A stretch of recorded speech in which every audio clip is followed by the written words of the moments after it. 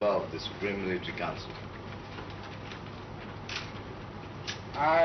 The people running Nigeria have come and gone quite quickly since independence, but the time-honored pomp and circumstance seldom changes, and so it was at the swearing-in ceremony in Lagos. 16 military governors were sworn into power on Wednesday.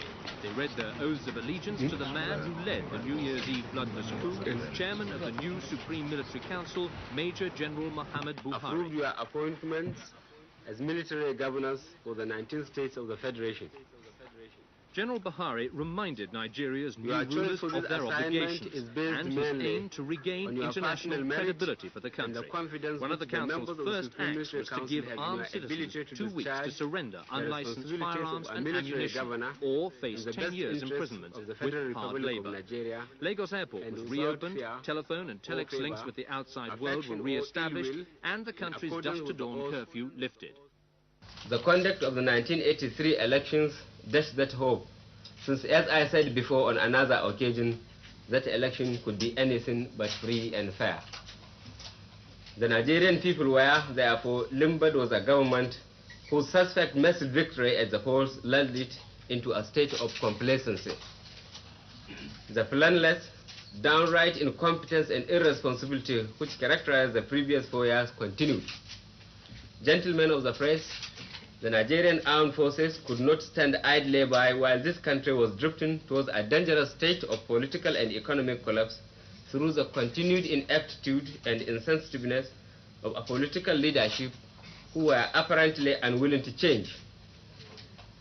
It had a duty to intervene to clean up the economic mess and set this country once again on the path of sanity. On OPEC, we have to be quick to say so because there are other member countries who try to cause confusion in the oil market by speculating that we are going to panic and start selling oil at cheap. We are in OPEC, and even if we are going to change our opinion about OPEC, we are going to consult them. This is what we said. Stop corruption was the military's slogan when it seized power in Nigeria. It's had some initial success. Roadblocks like these used to be manned by policemen, more interested in bribes than fines. But the corruption which flourished under the civilian government starts right at the top. Arsonists tried to burn down this Nigerian equivalent of the post office tower to try and cover up an alleged fraud. 2 government ministries were also burned down in suspicious circumstances. Ordinary Nigerians are understandably convinced that anything which goes wrong in their country is because of corruption. In the sprawling slums of Lagos, the people welcome the coup because they know the wealthy spend millions of pounds on houses here and abroad. Some members of the civilian government are said to have banked tens, perhaps hundreds of millions of pounds abroad. Businessmen pay anything from a tenth to a third to middlemen on contracts worth billions. But it's one thing to criticize corruption in Nigeria, another thing to stamp it out. The last military government banned a number of luxury goods more than 7 years ago, including champagne. But if you've got £45... In the markets, the army is trying to combat what it considers corruption.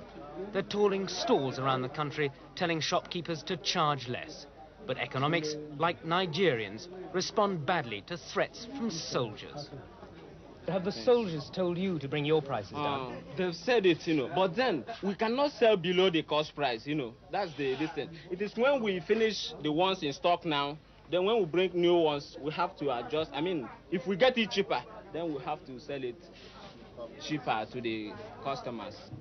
The Nigerian press reports daily on new frauds coming to light by the previous civilian government.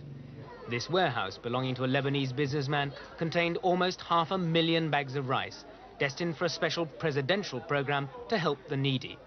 But this military government has an added incentive to tackle corruption. If it doesn't, a restless junior officer corps may just take its place.